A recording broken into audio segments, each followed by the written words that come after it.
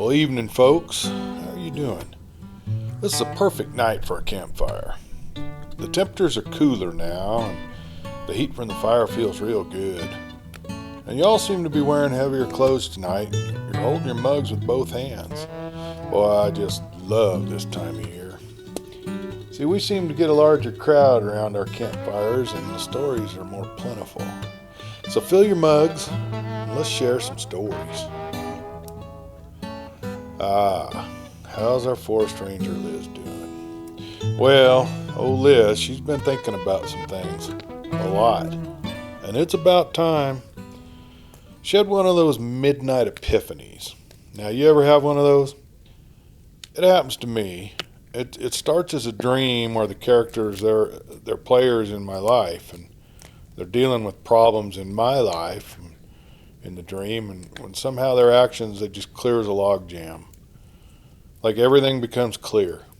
And I usually wake up with a feeling of accomplishment. And it takes a while to get back to sleep. And then when I wake up in the morning, I'm tired, but less stressed. And that is what happened to old Liz.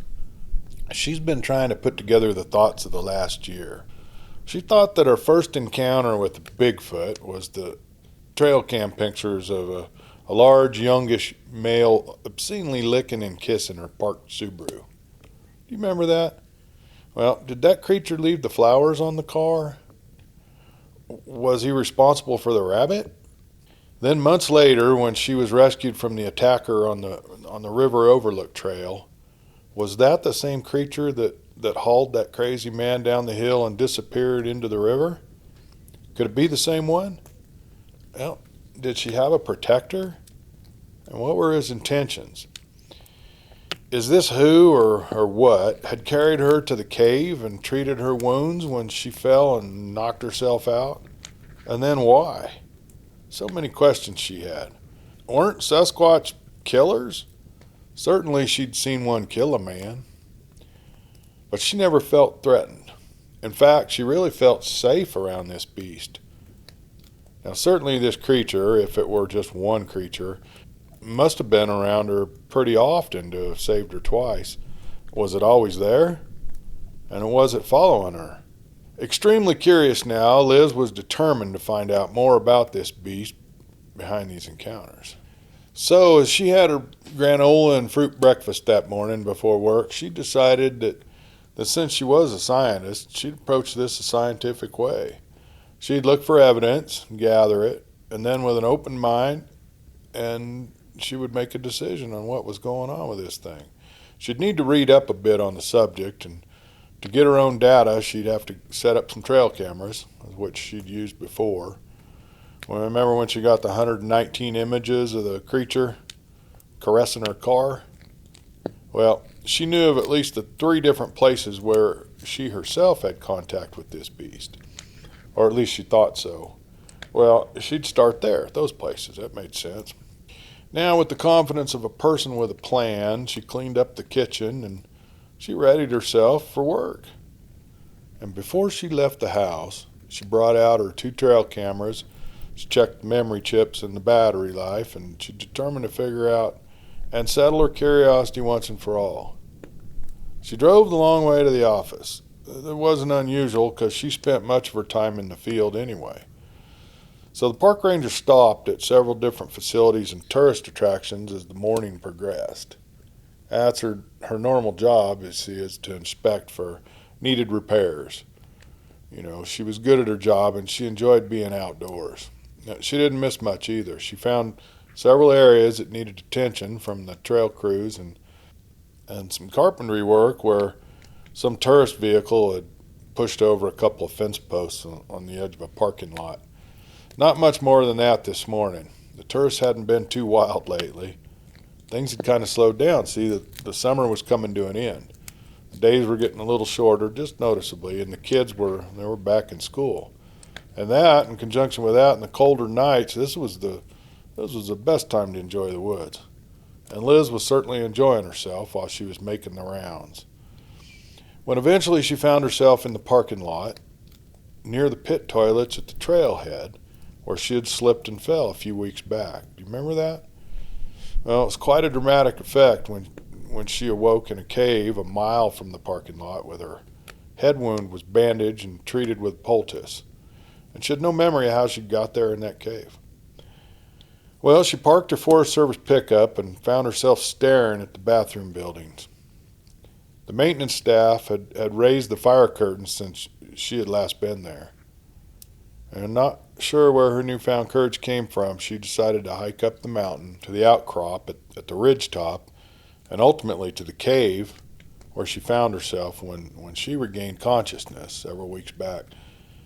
So she got her backpack out and she put on her duty belt where she carried a Forest Service radio, a flashlight, and some pretty strong bear spray. And in her pack, she carried water and trail food and a thermal shelter and one of her game cameras. She locked the truck and set out. This time, however, having learned from the past, she left a note on the dash describing her direction of travel. Good thinking, Liz. She set out past the toilets and she started up the hill. Navigating from memory, she climbed through the tall trees for, about 45 minutes. She stopped frequently to catch her breath and just look around and enjoy the forest. There was lots of birds flying around today, and she saw more than a few squirrels and chipmunks. They were working hard to gather up for a winter store. She wasn't following a trail. Where she walked was just pine needles and fallen limbs. The forest was pretty open underneath the canopy of these large trees. She knew she would eventually come to the rocky ridge top, and from there she would travel up and down the ridge until she found that rocky outcrop where the cave was. Now, Liz wasn't sure what she'd find there, but she knew that she just had to see it to satisfy her curious mind. That was like a check-the-box kind of a thing for her at that point. Well, the ranger hit the ridge after about another 30 minutes of walking, then spent about 20 minutes going up and down until she found the cave entrance. It was in a large outcropping of big bouldery rocks. Well, she cautiously approached the opening. She had her flashlight in one hand and she had her bear spray in the other. She didn't really need either one. The cave was shallow and it was empty. Kind of a disappointment. Not really the way she had remembered it. But then again, she was with a head injury and in a concussive state. I've been there, folks. You kind of do things in a dreamlike state. Has that ever happened to you? Well, Liz was a little disappointed that she hadn't found more answers here in this cave. There was no evidence of her ever being there. No bed of pine boughs, no gourd of water, no nuts and berries, and no sign of any yellow flowers. Oh, she was sure it happened, and Liz was definitely sure that it was here in this cave where she had been carried and put in a bed to heal, but who or what was still a mystery. Okay, now I'm going to set a camera, but I don't think that this is the place to do it. See, there's no sign of any use of this cave. That's what she was thinking. No, it seems that the only time I've been visited by Bigfoot is when I was in need, except for when I got the first pictures from the trail camera in my Subaru. So, if I can't catch him by surprise, then I'll let him come to me. Now, sometimes the craziest ideas make sense to us because of the crazy circumstances we find ourselves in. And so it was that our Liz, the heroine of our story, the level-headed park ranger that she was, came up with a plan. She would use herself as bait. Liz would set up camp and hope to be visited by the creature. Now, I told you it was crazy. She was that curious. She really wanted to be sure, one way or another, whether there was a Bigfoot that was following her, and what exactly were his intentions. Now, the creature had ample opportunity to hurt her if he'd wished to, and was capable of harm to a human. Well, she witnessed that firsthand. Liz really believed that she wasn't in danger from the beast that she had encountered several times before. So her plan was simple. She would camp out alone and spend time walking in the woods. That way, she would have the most exposure to the beast. And the best location in Liz's mind was a remote spot that was rarely visited by tourists. In fact, most people didn't know about it. It was sort of a park ranger secret spot. Well, she would get dropped off and backpack for 2 days into this beautiful location that had a small lake with a clean, cold creek fed into it. She'd camped there before, and because it was off the main trail system, it was just rarely visited. It had everything with fresh water from the creek, and it had trout from the lake, and wild onions, and miner's lettuce in the meadow near the big sandy beach where she'd set up camp. Now, Liz arranged for 5 days off, which she had coming, and that gives her 9 days total if you figure the weekends on either end of that. And she talked a girlfriend into giving her a ride to drop her off at Trailhead. And she just told the girlfriend, who had a lot of questions, she said she just needed some time alone. Yeah, it worked out. She set off and she had a good couple days hike into the lake. It was beautiful, just as she expected, and Liz was already glad she'd come, regardless of what might happen. It was a great campsite and the fishing was good. The trout would rise to the surface and they'd take just about any fly that she would present them. Kind of paradise, folks. It was the second afternoon she'd been in her camp at the lake. Liz had been on a nice day hike and had covered close to 5 miles. She'd circled the lake and she'd walked the creek to its source. It was a spring in the rocks where it just poured out. Oh, it was just beautiful, and the water so cold and clear. And gosh, if you've ever found one of those springs, and most of you have, gosh, drink some of that water, fill your jug, whatever you got with you, your canteen, and that's always the best water, good mineral water. Well, she also, along the way, she'd harvested some edible greens for dinner. She was tired and dirty from the hike, and she decided a good dip in the lake was what she needed. Well, she was alone at the lake, and in fact, she hadn't seen anybody since she'd been dropped off 4 days before. Like I said, paradise. She stripped down and she washed out her clothes with the lake water and hanging them over bushes to dry in the afternoon sun. She then waded out in the cold lake water and began to scrub clean the dust and the dirt from her body. She'd always used biodegradable cleansers so as not to pollute. And so it really worked out pretty good for her. Oh, she had such a good time. She frolicked around in that lake for 20 minutes. Though cold, it felt so good on her tired body that she just didn't want to get out. Then at some point, the cold finally got her, and she decided to get out. It was then, while swimming toward camp, but she got a shock that stopped her right where she was.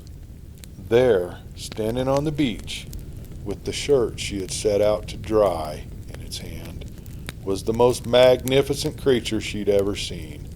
8 foot tall and 3.5 foot wide, covered mostly in long, reddish-brown hair.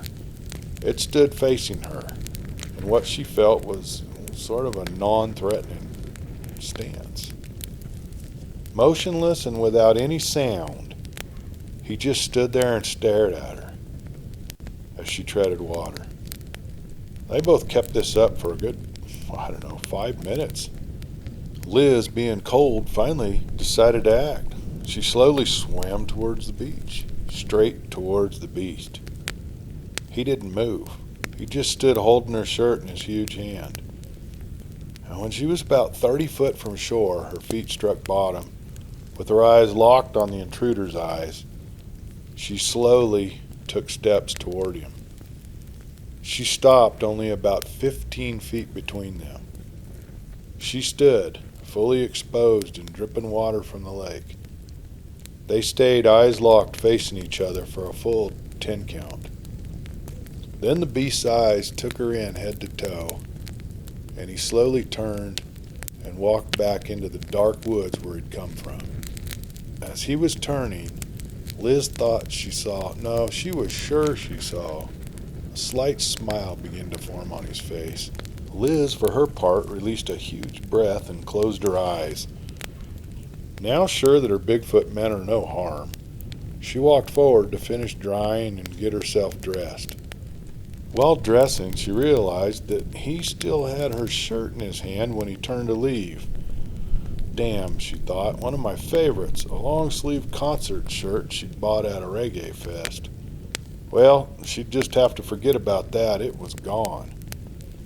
So she busied herself getting dinner prepped, and she caught 3 nice trout and cooked them over the fire on a stick through the gills.